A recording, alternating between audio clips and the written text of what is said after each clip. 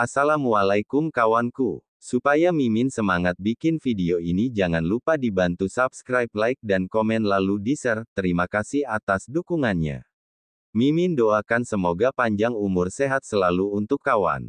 Selamat menyaksikan video ini. Mari kita lanjutkan cerita sebelumnya. Judul cerita: Legenda Raja Serigala. Bab 996. Baik, bayangan dan yang lainnya segera menuruti perintah, tidak berani menunjukkan sedikit pun ketidakpatuhan. Kemudian, mereka mundur. Namun, mereka tetap menjaga jarak yang cukup dekat dengan Teguh, siap untuk membantunya jika diperlukan. Haha. Indra melirik Teguh dengan tatapan sinis dan mengatakan, "Teguh, kalau waktu itu kamu bisa selamat dari lautan lava, harusnya kamu sembunyi dan bersyukur kepada Tuhan. Bukan malah berlagak di depanku terus buang-buang nyawa." Menurutnya, Teguh sudah lama dianggap sebagai orang yang tidak berguna oleh kepala keluarga, diabaikan dan bahkan tidak dihargai sedikit pun. Dihadapkan dengan ejekan Indra, Teguh sama sekali tidak terpengaruh, namun dia dengan ringan menekankan kedua kakinya dan tubuhnya dengan cepat menyerang Indra, seperti elang yang meluncur dari langit. Indra sedikit terkejut, tetapi kemudian tersenyum dingin dan menyerang Teguh dengan satu tangan, bisa-bisanya nantangin harimau pakai tangan kosong. Buk! Dalam sekejap, mereka berdua saling bertubrukan. Teguh hanya sedikit terhenti dan tetap berdiri kokoh di tempatnya, seakan-akan tidak terpengaruh oleh serangan Indra. Sementara itu, Indra seperti ditabrak oleh gunung, terus-menerus mundur beberapa langkah sebelum akhirnya menahan diri dengan menyandarkan tubuhnya pada dinding. Lengan kanannya yang bersentuhan dengan Teguh masih gemetar tak terkendali. "Kamu, Teguh, kamu." Indra menatap Teguh dengan tajam, ekspresi wajahnya sulit dijelaskan. Tampaknya, dia terkejut oleh kekuatan Teguh sehingga bicaranya menjadi kacau. "Tuan muda keluarga Yadira." Teguh bersuara ringan dengan nada merendahkan, "ternyata cuma kayak gini doang. Teguh, kekuatanmu sudah pulih." Indra agak tidak percaya dengan semua ini. Bagaimana mungkin Teguh, yang meridiannya hancur karena diracuni oleh kepala keluarga, bisa pulih energinya? Siapa yang memiliki kemampuan seperti dewa untuk melakukan hal itu? Namun, Indra menyadari bahwa energi Teguh tidak stabil, bahkan terlihat lemah. Ini menunjukkan bahwa meskipun Teguh telah pulih, dia hanya akan mencapai tingkat alam bela diri master. Tadi dia hanya sedikit lengah, tidak sempat menghindar. Itulah sebabnya dia kalah. Setelah menyadari ini, Indra menjadi lebih tenang dan berkata dengan sinis, "Teguh, kayaknya lava itu memang luar biasa, bahkan bisa bikin sampah kayak kamu jadi lebih baik. Tapi, sekali sampah tetap sampah, kamu yang cuma seorang pemula di alam bela diri master, sama sekali nggak pantas ditakuti." Pada saat berikutnya, Indra mengeluarkan kilatan tajam dari matanya, lalu dengan cepat melepaskan serangan lagi ke arah Teguh. Dia bertekad untuk benar-benar mengalahkan Teguh untuk mendapatkan kembali harga dirinya. Teguh tidak banyak bicara, hanya tersenyum sinis sambil berkata, "Sini kukasih lihat, apa itu kekuatan murni." Saat kata-kata itu diucapkan, Teguh sudah melesat keluar seperti anak panah. Buk! Plak! Dua orang itu kembali bertempur. Meskipun energi yang tersisa di dalam tubuh Teguh tidak banyak, tapi dia sudah mencapai tingkat alam kaisar kultivasi, bahkan jika ia hanya membiarkan Indra memukul 2 kali, itu tidak akan menjadi masalah. Tentu saja, dia tidak akan sebodoh itu. Sementara itu, Indra, meskipun memiliki energi tingkat alam bela diri raja yang melindungi dirinya, tetap saja dia dipukul mundur oleh kekuatan fisik Teguh, bahkan sampai muntah darah terus-menerus. "Kamu bisa atau enggak, anjing kecil?" Teguh terus menghantam Indra dengan tinju-tinjunya, membuat pria itu tidak berdaya. Bahkan, dia membalas ejekan sebelumnya tentang dirinya dan orang-orang seperti bayangan. Bab 997. Shred. Setelah sekali lagi kalah telak oleh pukulan Teguh, Indra memuntahkan darah dengan gila. Karena tidak lagi mampu menahan malu untuk berdiri di tempat, dia mulai menggunakan ajaran rahasia keluarganya, Teguh. "Kamu yang maksa aku, kamu yang maksa aku." Indra terus melambaikan kedua tangannya, dan hembusan energi pun berkumpul di udara. Samar-samar, seperti ada harimau ilusi di dalam energi itu, sedang meraung-raung ke arah Teguh. Indra sudah hampir menggila akibat ejekan dari Teguh. Dia belum sepenuhnya menguasai gerakan ini, dia baru saja belajar, namun, sekarang dia tidak punya waktu lagi untuk memikirkan itu semua. Meskipun berisiko terkena balas dendam, dia tetap ingin membuat Teguh mati di tempat ini. Seh. Ini salah satu ilmu paling hebat dari keluarga kami, pukulan harimau. Melihatnya, ketiga ahli botak itu sontak terkesiap. Padahal katanya batas buat ngeluarin pukulan harimau itu di alam bela diri raja, tuan muda benar-benar berbakat, bisa cepat banget pelajarin itu. Pukulan harimau benar-benar ganas dan kuat banget, Teguh kali ini pasti mati. Benar, dia pasti mati. Kedua orang yang tersisa berseru sambil mengamati Teguh dengan dingin, menurut mereka. Sejak saat Indra melepaskan pukulan harimau, hidup Teguh telah memasuki hitungan mundur, tidak lagi sepenuhnya dalam kendalinya sendiri.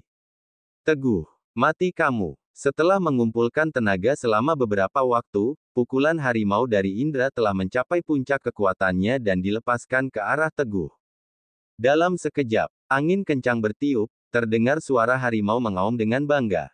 Seakan-akan seekor harimau buas telah membuka mulutnya lebar-lebar dan akan menelan Teguh. Kak Teguh, hati-hati. Raja Serigala, hati-hati. Bayangan, elang hitam, dan yang lainnya secara refleks memberikan peringatan saat melihat serangan yang sangat kuat itu. Namun, Teguh tidak menghiraukannya. Dia hanya terus menatap. Pukulan Indra yang menggunakan seluruh energi di tubuhnya akan mengenai Teguh. Teguh hanya bergeming dan tidak melakukan pertahanan apapun, kemudian dia melangkah maju untuk menghadapi pukulan itu.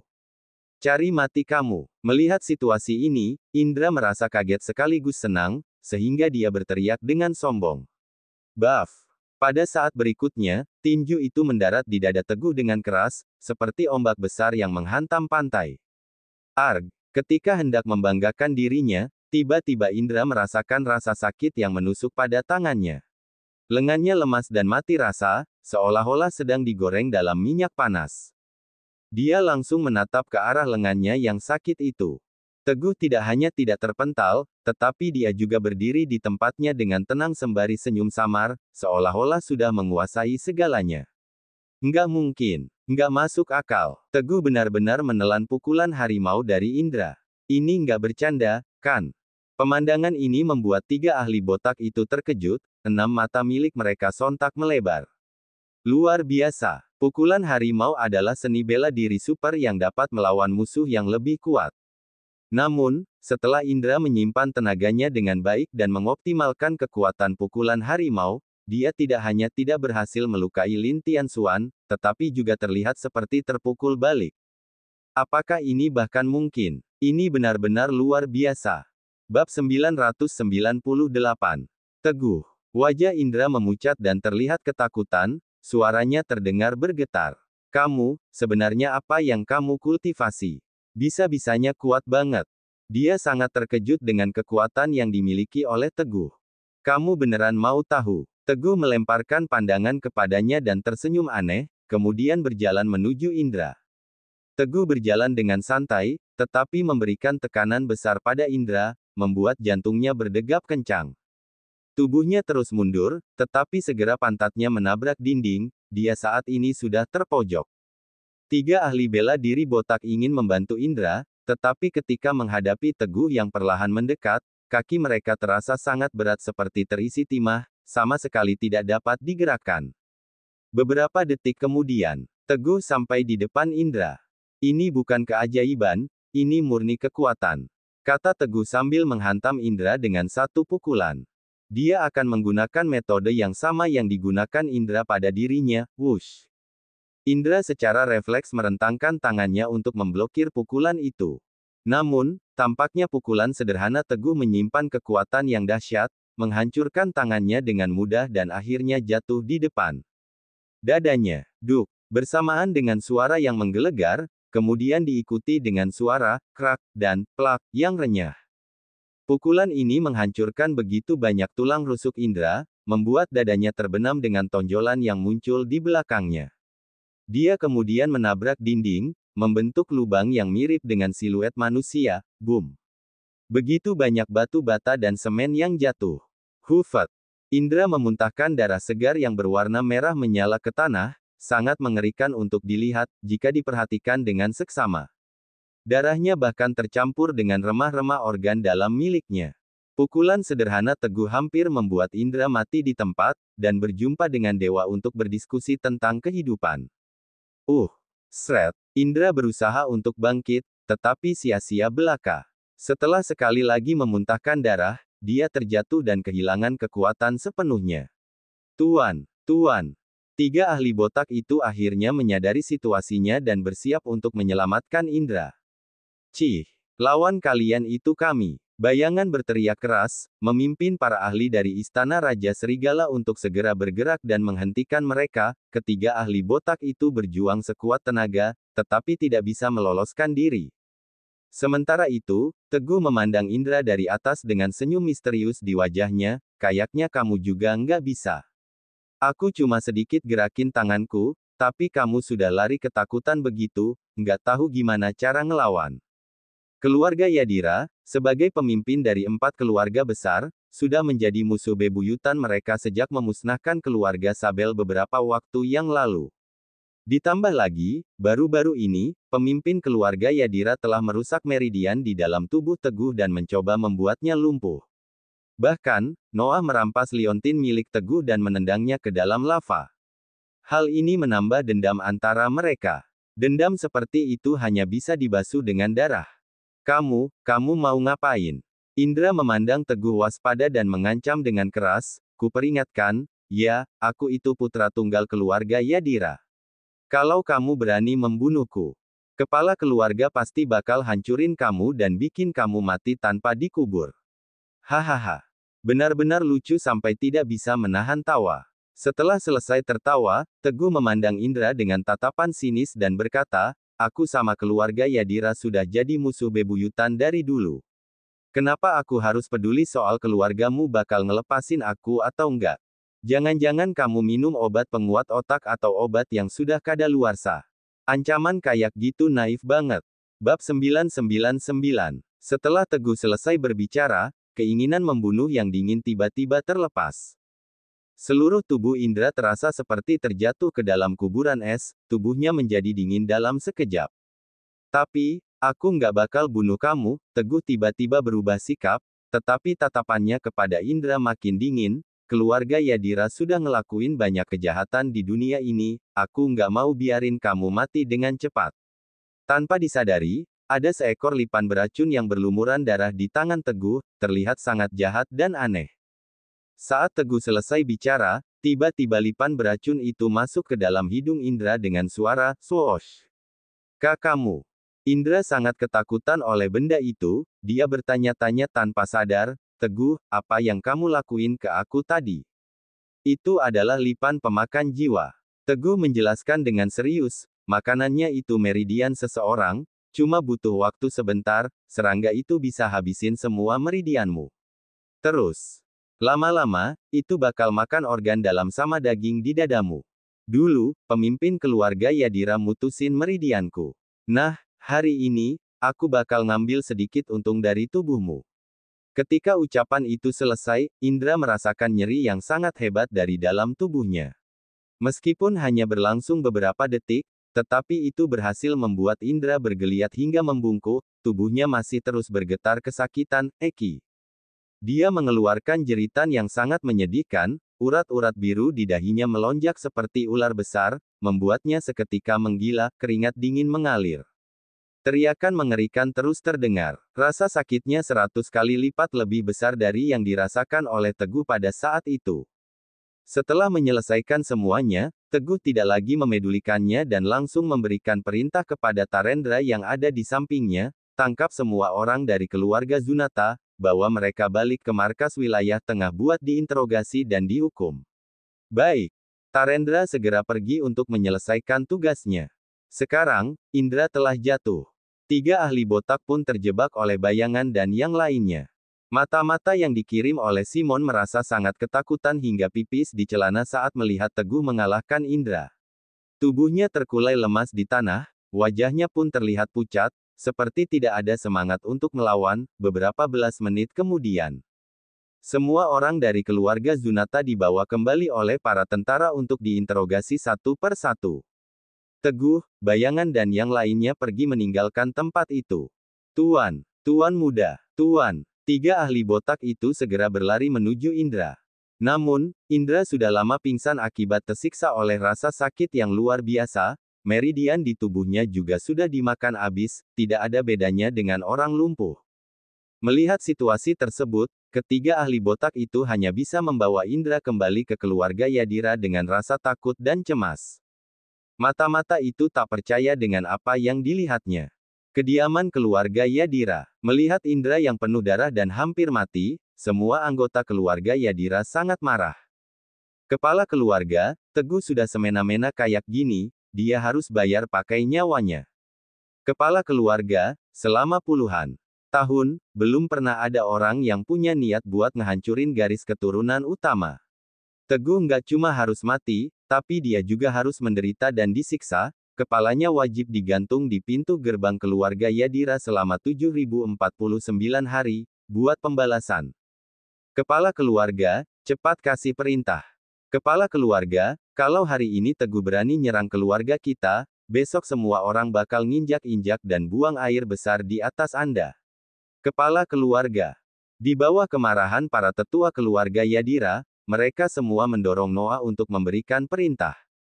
Namun, saat Noah mengangkat tangan kanannya untuk memberi isyarat, para tetua pun akhirnya menjadi tenang.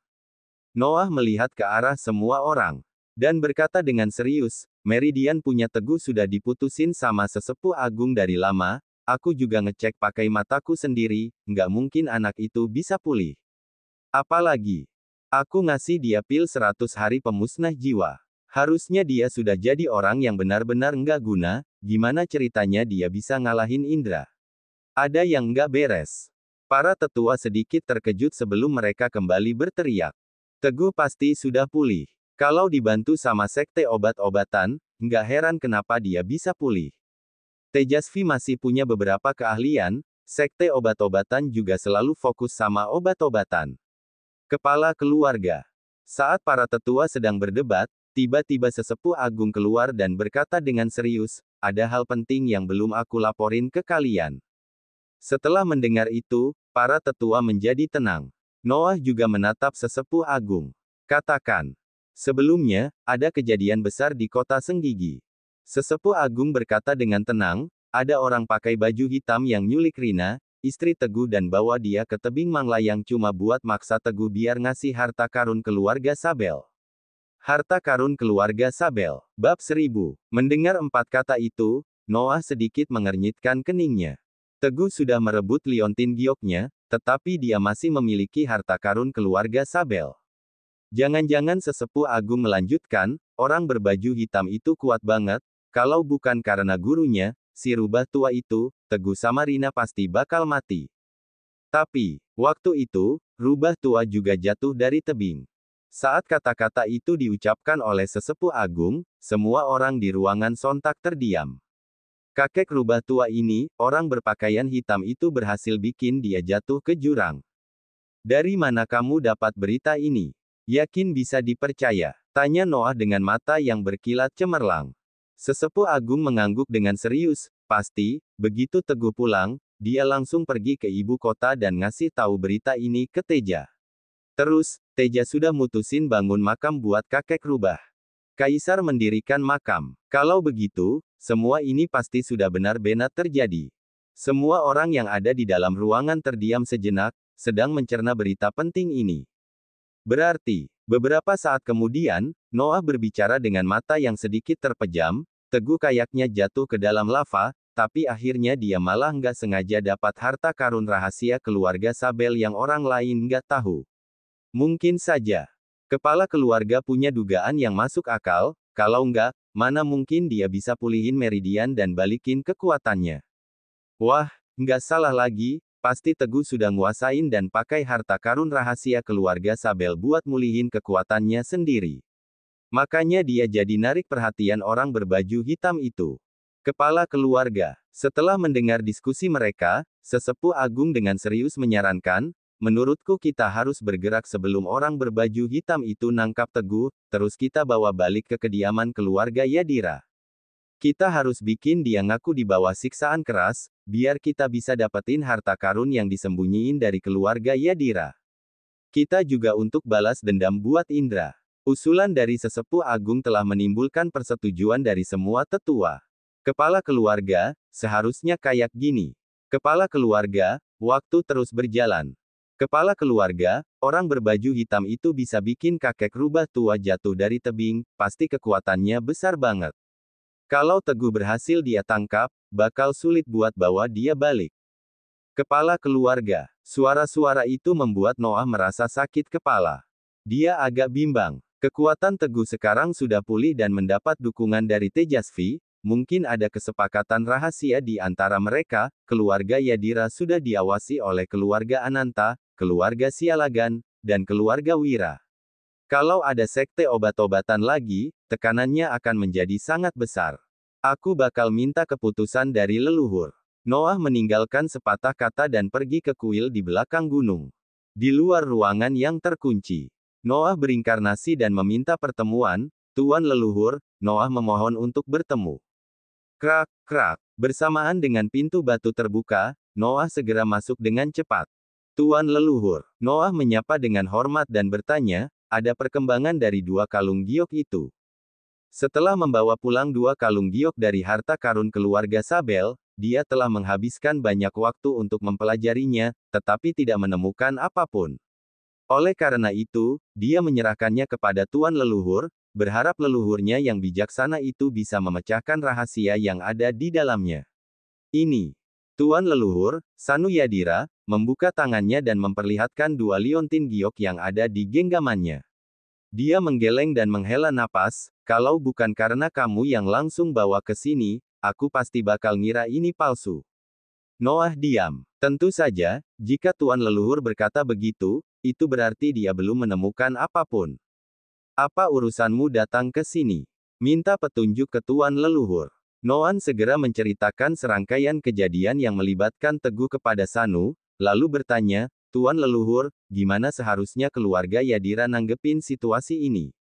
Ada kilauan dingin di mata tua Sanu, dan dia berkata dengan acuh tak acuh, kalau Teguh sudah kalahin anggota keluarga Yadira dan diduga punya harta karun lain dari keluarga Sabel, kenapa kamu masih ragu-ragu?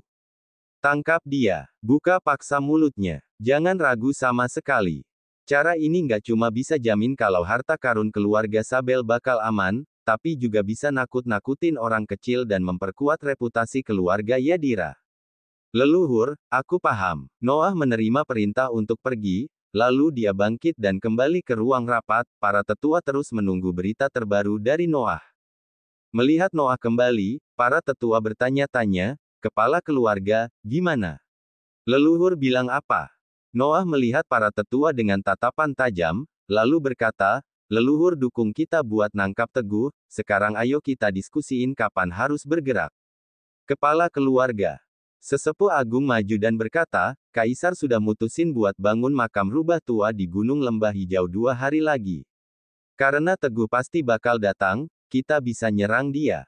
Noah sedikit merenung, lalu menyetujuinya dan memerintahkan, oke, jadwalin buat 2 hari lagi. Siapin diri kalian. Penangkapan Teguh itu hal yang penting banget, nggak boleh ada kesalahan. Bab 1001. Markas Wilayah Perang Tengah. Yang Mulia Raja Serigala. Yang Mulia Raja Serigala. Ketika Tobi dan beberapa tentara cacat lainnya melihat Teguh mengalahkan keluarga Zunata dengan kekuatan petir, mereka semua merasa sangat tersentuh. Oleh karena itu, mereka hendak bangkit dari duduknya untuk memberikan penghormatan dan berterima kasih kepada Teguh. Melihat situasi tersebut, Teguh segera menghentikan mereka untuk berdiri dan memberi hormat padanya. Kalian semua lagi terluka, jangan maksain diri. Semuanya duduk saja, aku bakal kasih pengobatan akupuntur buat kalian. Sebagai Raja Serigala, keterampilan medis Teguh tak tertandingi. Ini adalah sebuah fakta yang diketahui oleh semua orang. Para tentara yang terluka merasa lebih terharu, satu persatu dari mereka duduk dengan patuh. Setelah setengah jam berlalu, Teguh memberikan pengobatan kepada setiap tentara dan memberikan resep obat sesuai dengan kondisi masing-masing.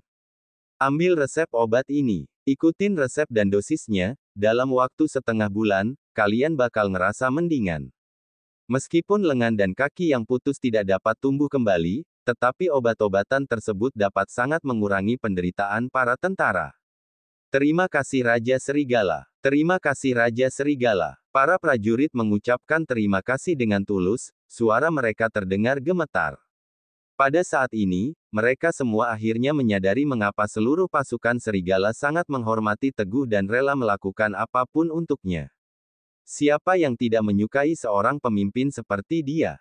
Yang Mulia Raja Serigala. Saat Teguh bersiap-siap untuk pergi, Tobi tiba-tiba berseru, "Aku pengen bawa kamu buat lihat Kapten dan teman-teman kami, terus kasih tahu mereka soal kejadian hari ini biar mereka bisa tenang di alam sana."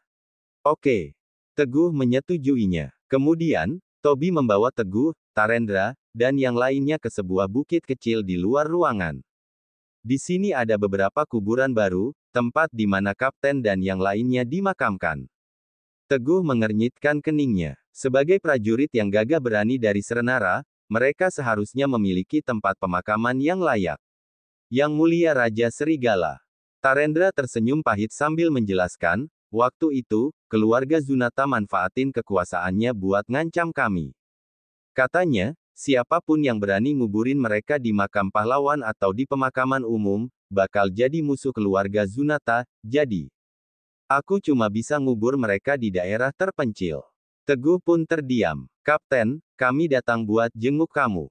Dengan bantuan bayangan, Tobi menyalakan lilin dupa. Dia berbicara dengan suara tercekat, "Raja Serigala sudah bantuin kita buat nangkap semua anggota keluarga Zunata, mereka pasti dihukum secara adil. Sekarang, kalian bisa istirahat dengan tenang." Teguh juga menyalakan lilin dupa. "Para tentara, kalian semua itu tulang punggung Serenara. Keluarga Zunata sudah jahat banget dan bikin masalah besar sampai korbanin nyawa orang lain. Aku bakal perjuangin keadilan buat kalian. Terus, keluarga kalian. Aku juga bakal urus semuanya, jadi pergilah dengan tenang." Teguh memberikan penghormatan yang layak, kemudian, dia berbalik dan memberi perintah, "Tarendra, semua anggota keluarga Zunata bakal diadili sesuai hukum Serenara, nggak ada ampun. Kalau memang ada yang harus mati, ya mati, dan kalau harus dipenjara, ya dipenjara. Biar aku yang tanganin urusan sama keluarga ahli bela diri kuno." "Baik." Tarendra segera menjawab, "Begitu balik, aku bakal langsung mulai proses pengadilan dan perjuangin hak para tentara. Aku juga bakal kunjungin keluarga mereka satu persatu abis nyelesain urusan keluarga Zunata dan kasih perawatan yang sesuai sama kebutuhan mereka." Teguh mengangguk. Kemudian, mereka semua kembali ke kediaman mereka. Di ibu kota, di dalam istana. Teja yang mendengar laporan dari mata-mata, sontak bangkit dari duduknya dan berkata dengan serius, "Kamu bilang, Teguh bawa orang buat nangkap keluarga Zunata di Mansion Emerald dan ngerusak garis keturunan utama keluarga Yadira, si Indra itu." Keluarga Zunata. Itu adalah kaki tangan keluarga Yadira, Indra bahkan merupakan keturunan inti keluarga Yadira.